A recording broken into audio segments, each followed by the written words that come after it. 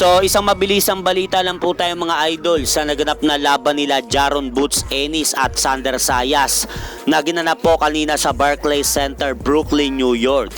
So sa naganap na laban na yan ng dalawa mga idol, maganda po ang naging panimula ni Jaron Boots Ennis mga idol. Dahil sa round 1 pa lang, nagawa nga po agad ditong pabagsakin si Sander Zayas sa round 1 matapos nga pong kumonekta ang lepok ni Jaron Boots Ennis at sinundan pa nito ng ilang mga kombinasyon na suntok kaya bagsak nga po si Sander Zayas sa round 1 at nabilangan nga po ito ng referee. At pagdating naman po mga idol ng round 2, ipinamalas pa rin po ni Jaron Boots Ennis ang kanyang boxing skill sa ibabaw ng lona. Pero pagtungtong ng round 3 mga idol, dito po napatayo ang ilang mga nanonood at naghiyawan ng tamaan nga po si Jaron Boots Ennis ng right straight na pinakawalan ni Sander Zayas sa laban upang manginig nga po ang tuhod dito at mapakapit kay Sander Zayas. At ang akala ko nga dito mga idol, dito na makakatikim ng unang knockdown si Jaron Boots Ennis, pero bilib po tayo sa tibay ni Jaron Boots Ennis mga idol dahil hindi nga po ito bumagsak sa round 3 kahit nahilo pa ito sa laban.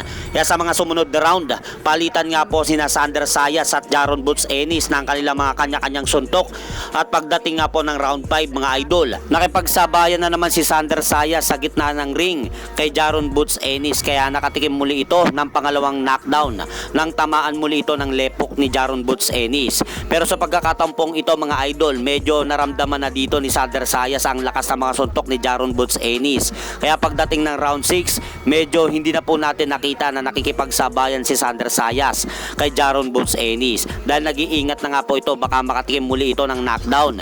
Kaya pagsapit ng round 7 mga idol, medyo nagbo-boxing na lang po si Sander Zayas sa round na ito.